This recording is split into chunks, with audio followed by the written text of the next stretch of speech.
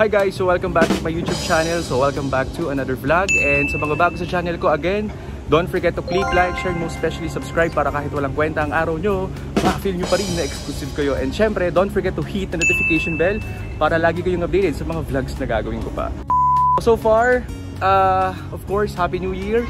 Today is January 1, 2021. So sana maging maganda at maging maayos ang taong ito para sa ating lahat. So anyway, nandito ako ngayon sa Laguna.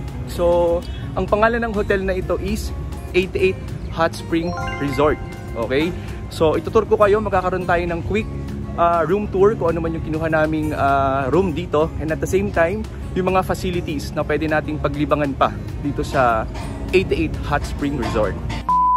So simulan natin sa kanilang lobby or front desk. So hindi na ako papasok sa loob kasi medyo mahigpit sila. So kailangan nakamas. And kung sasabihin nyo po hindi ako nakamas ngayon, so wala naman pong tao sa paligid ko. Ayan, so as you can see, wala po. So malinis. So anyway, going back, sa lobby nila is dito siya located. Ayan, so ito yung pinaka entrance niya pagpapasok ka na sa pinaka resort. So ito na yung pinaka parking space. Ito. Ayan, so ito yung pinaka parking space. So malaki yung parking space and bago kayo pala pumunta dito, make sure lang na wala kayong dalang food. Okay, so bawal yung food dito except sa water, fruits and bread. So pwede yun. Aside from those, hindi na siya pwede dito sa loob ng resort. Okay, so may babayaran pa kayong corkage. So para makatipid kayo, ang turo sa amin is may kubo doon sa driver's lunch. Driver's egg. So doon kami kumain ng lunch namin. So bumili na lang kami sa McDonald's. Okay? So aside from that, pasensya na kayo sa buko. Sobrang dapa. Kasi kanina ako ay nakasombrero habang nagdadrive. So ang daming kwento. Anyway, going back, papakita ko sa inyo yung pagdating nyo dito, pag exit nyo sa main lobby nila papunta dun sa mga room na kinuha natin. So makikita nyo on the other side, ayan, so meron silang guidelines kapag nag-swimming ka kung ano yung dapat at hindi mo dapat suotin. And at the same time, meron silang mapa. Alright, so ito yung pinakamapa nila ng 88 Hot Spring.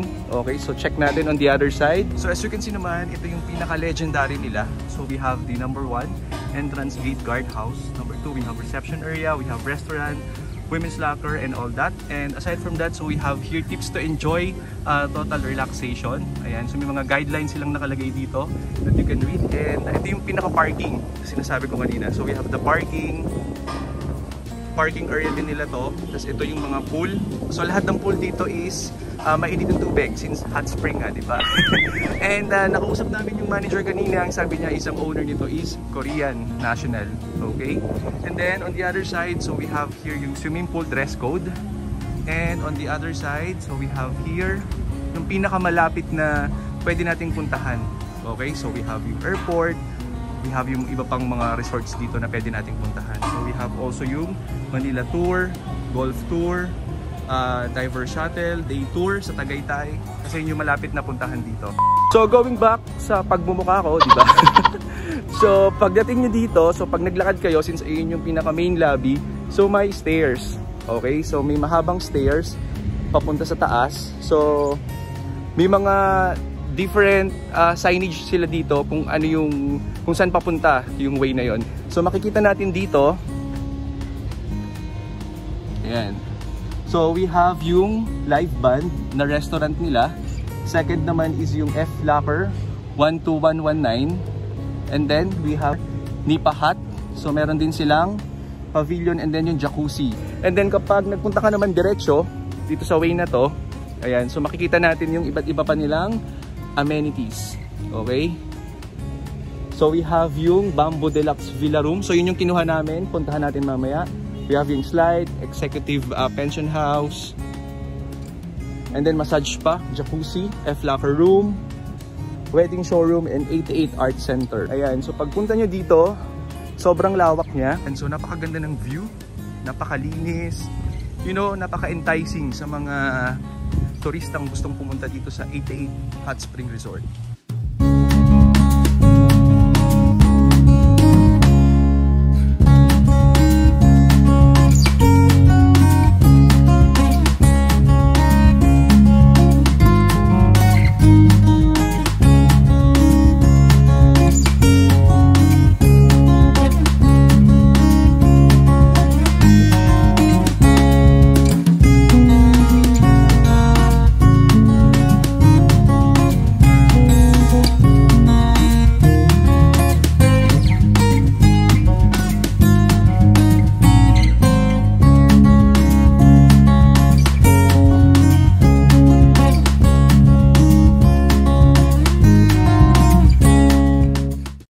Ayun, so upon entering the bamboo suite, yung kinuha nating kwarto dito, so meron siyang maliit na parang pintuan. So basically bamboo, so bamboo din siya. Ayan, so open natin. Okay. So ito yung pinaka keycard nila, 703. So as is. So wala man lang kahit anong tatak kung anong hotel ka. Ayan, so ito yung room natin. So we have 703. So itap na natin. Yan. So pag tumunog na, okay na yun. Alright? So upon entering, so may mga gamit na, sorry. Kasi nagpunta na kami dito kanina. Nilagyan namin yung gamit. So meron tayong double deck. Ayan. So isa sa taas, and then isa sa baba. Okay? Tapos meron tayong good for 2 na bed. And then meron tayong aircon, syempre, hindi split type, window type. Tapos yung door na yun is papunta ka ng CR or sa comfort room. Tapos may maliit na frame. And then ito cabinet. Tapos meron kang maliit na fridge. And ito yung pinaka window niya. So ganyan lang yung pinaka window. So very classic. Tapos ito na yung pinaka vanity mirror natin. So sa vanity mirror, meron tayong long table kasi nandun yung television, tapos pwede ka magpatong ng kahit anong anik-anik doon. And then on the other side, so meron siyang tasa, tapos initan ng tubig, and then we have yung small chair. So ganun na siya, as is. Tapos ito na yung main door, and yung switch. And then sa ilaw naman niya, para lang siyang merong very classic na chandelier. Ganyan lang siya. As you can see, napaka-simple. That's color green. Ayan, so lahat na siya. Wala siyang kanto-kanto. So parang isang box lang siya ng kwarto. So doon na siya inano lahat. Pinagsama-sama lahat. Okay, so let's go naman dito sa other side. So we have here yung comfort room, the CR. So sa CR niya, there's wala siyang ganung ka-special para sa akin. Okay, so we have yung window, lagay ng mga towels, and syempre lababo. Tapos may mirror doon. Tapos may trash can. Tapos yung kanyang bowl. Tapos may bidet. Tapos on the other side, meron din siyang window. Tapos may maliit lang siyang curtain. Ito na yung pinaka-shower area mo. Shower room. Okay, so shower. And ayan. So I don't know, parang hindi yata siya hot and cold. Pero since this is, you know naman, hot spring resort. So I think na talaga namang mainit yung tubig dito. So, sa mga magtatanong po, ang kwarto na ito ay 5,600 pesos. Okay? So, included na po dito yung breakfast tomorrow. And, syempre yung paggamit mo sa mga facilities nila or amenities nila. And, yun lang. So, I think there's nothing, you know, parang normal. Okay? So, this room is very normal sa mga Filipino or mga turistang mag-check-in dito sa 88 Hot Spring Resort. So, punta naman tayo sa labas. I-check natin yung iba pang pwede nating puntahan. So, paglabas mo, sobrang tahimik. Parang ikaw lang yung tao dito sa labas. So, ganyan yung paligid. And then, itong room na to, ito yung deluxe room nila. Okay? So, meron sila ditong deluxe room, yung bamboo suite. Meron din silang executive. Meron din silang VIP. So, depende. You can check online naman sa mga room na pwede nyong ikuhanin dito sa 88 Hot Spring Resort. So, mga Kavin Exclusive, nandito tayo ngayon sa iba't ibang klaseng pool dito sa 88 Hot Spring Resort. So, may mga jacuzzi sila dito and syempre lahat naman ng tubig is mainit kasi galing nga siya sa, I don't know kung makiling siya specific. Okay? So as you can see here, makikita natin yung pool nila. So ito yung isang pool nila dito. So I think this is jacuzzi. Pero hindi ko alam kung bakit walang bumubula dito. Ayan, yung isang pool niya. So we have 1, 2, 3, 4, 5. So that's 7, total of 7. Okay? And then dito tayo dumaan kanina. So kung makikita nyo naman sa kabila, so ganito yung paligid niya. Okay? So ito yung kaninang pinuntahan natin. Alright?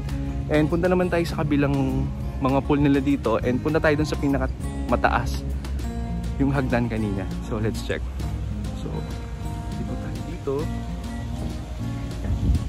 And then we have pala, meron pala sila ditong temperature, yung pinaka water, yung sobrang init na. So ito rin yung ibang room nila dito. Ayan. So we have it here. So syempre this is different from the room na kinuha natin kanina. And then On the other side naman, so ang laki ng pool nila dito. So ayan. Diba? So may pa-slide doon for the kids. So I think pababaw lang tong pool na to. So punta naman tayo dun sa kabilang side ng pool na meron sila dito. So I think this is one of the biggest pool here in the resort. So let's check. Okay. So napapansin ko yung iba talaga dito is Korean. Diba? Ang hasalubong ko. So some of the customers or the tourist here are Korean talaga. So ito yung isang pool nila dito. Nakikita nyo. Ayan siya. And then meron siyang nakalagay na logo which is 88. Which is yung pangalan ng resort natin. Tapos meron silang massage area. So ito yung entrance and then on the other side naman. So we have here. May promo din pala sila ng ano nila. Ayan. So from, you know naman, that's 2,400 and then now it's 1,200. So they have yung sauna and then body scrub, body massage. Puntahan naman natin yung ibang site dito. So if you're interested, so you can book online. And then ang ginawa naming process is dito kami nagbayad. And then shout out pala sa manager nila dito. Ang kanya pong pangalan ay si... And we also have dito yung 9 nila na, of course, pool pa rin naman the other side. That one. Okay, so punta tayo sa malaking area nila dito. So nandito na rin yung iba nilang villa. And syempre, as you can see, talagang lagi silang nagme-maintain. So may mga trabahador sila doon. So ayan, so nag-aayos sila ng Bermuda grass nila. Kasi kung makikita nyo, sobrang luwang. Ang laki ng pwede mong pasyalan. Pasensya na kayo sa buko, di talaga maayos. And makikita nyo on this side naman is yung, ayan, so bundok na yan. So I don't know kung anong bundok yun. So itanong natin. Wait lang. Anong bundok to? Makiling po, sir. Ayan yung Makiling? Opo, sir. So lahat ng tubig na nanggagaling sa Makiling yun sa pool? Hindi? Opo. Opo. Pero filtered na yun, di ba? Opo. Ayan, sige. Thank you. Ayun, so tinanong natin kila kuya yung may maintain ng mga grass dito. So ito pala ay bundok ng Makiling. Okay, so lahat ng tubig na mainit na nasa pool ngayon ay from that mountain. And at the same time, mainit yon and filtered na. So pag dumating sa pool, malinis sila. Malinis na, pwede mo nang pagliguan. Ayan, so sobrang luwang, sobrang ganda dito. Ayan, kita nyo. Yun. Tapos meron silang parang konting pasyalan dito. Parang pwede mong pag-standbyan. So, may mga dolphins yata. Sorry, si lion yata yung dito. Okay, so ang luwang dito. Sarap, buti na lang di umuulan kasi kung umuulan, napaka-diwara. So maputik talaga dito sa area na to kasi lahat ay naka-Bermuda grass lang talaga. Sa aking paglalakad pala dito sa resort kasi sobrang lawak talaga niya. Ayan, sobrang lawak niya as in. So may napansin ako dito. So ito yung parang pinaka, I don't know kung anong tawag nila dito, parang wishing well. So yung well na to o yung balon, mainit yung tubig. So kumukulo talaga siya. So I don't know kung talagang ito ay real na galing sa Mount Makiling or may machine para nagpapakulo dun sa tubig natin para uminit. Pero ayokong hawakan kasi although hindi naman siya mainit itong rock na to, pero ito mapapansin mo ano talaga siya, umuusok. Ayan, so kung makikita nyo. Ayan, so basically umuusok siya and then parang kumukulo siya on the other side. Ayun o. Ayun o, kita nyo yun? Nanggigigil ako sa inyo. Si Katapang. Ayan. Ayun, so hi guys, so pabalik na ako ngayon ng room. So magpapalit ako ng damit and swimming ako. Try natin yung kung effective ba talaga yung mga hot spring nila dito na pool. So update ko kayo ulit later. So let's enjoy, and again don't forget to click like, share, most especially subscribe para kahit walang kwenta ang araw nyo, ma-feel nyo pa rin exclusive sa'yo. So umakit ako sa yung pinakita ko sa inyong kaninang hagdanan. So ito yon, sobrang taas niya, sobrang tarik. Tapos hihingaling ka. Ayan yung bundok ng Makiling. Tapos ayan, punta pa tayo dito sa ibang side pa niya. Sobrang taas. Sobrang ganda ng feeling. Sobrang ganda ng feeling. Sobrang sarap pala ng feeling. Tapos meron silang isang room dito. Ito yung VIP. So nag-iisang bahay dito. So sobrang mahal siguro ng bayad doon. Tapos talagang overlooking siya. Hindi lang siya ganun kakita. Pero ganda niya. After mo sa lobby nila, which is dito sa side dito. So ito yung stairs. So pag akyat mo, ganito yung view. Yan.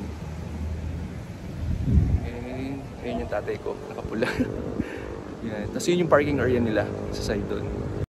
Hi guys, so konting update lang. So nakapag-swimming na ako dito sa hot spring ng resort na pinuntahan natin dito, and ang isang matinding problema mo dito is, you know, kapag ka umahon ka, so talagang napakalamig ng, you know, yung paligid natin dito. Pero kapag lumubog ka sa water is talaga namang napaka-init. So may mga part dito ng pool na umaabot ng 42 degrees Celsius, so napaka-init niya. Pero at the same time, maganda naman siya sa katawan kasi maraming benefits kapag you know, yung katawan mo is nare-relax, natatanggal yung mga lamig mo sa katawan. So yung mga sakit-sakit sa mga braso is talaga namang nare-remove. So syempre, kailangan may towel ka at punta tayo sa isang jacuzzi nila dito. So yung jacuzzi nila dito is wala siyang basically na bumubula, pero mare-relax ka sa sobrang init ng tubig. So punta tayo dito, testing natin.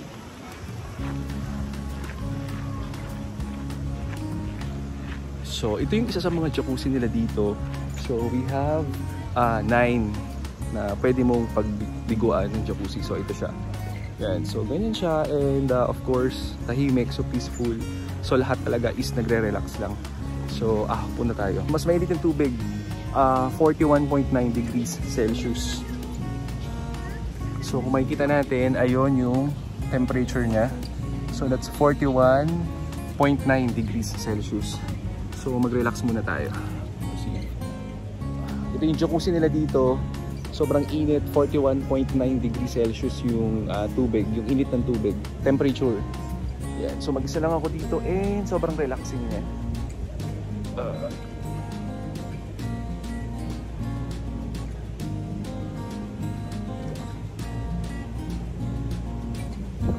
So pabalik na kami sa room namin. So ang current temperature dito is 42.6. So sobrang sakit na niya sa balat. Ayun, no? 42.6. So talagang namomonitor nila dito regularly kung anong temperature nung jacuzzi and nung temperature ng pinaka-pool nila dito. Para nga naman hindi irritable sa mga customers nila.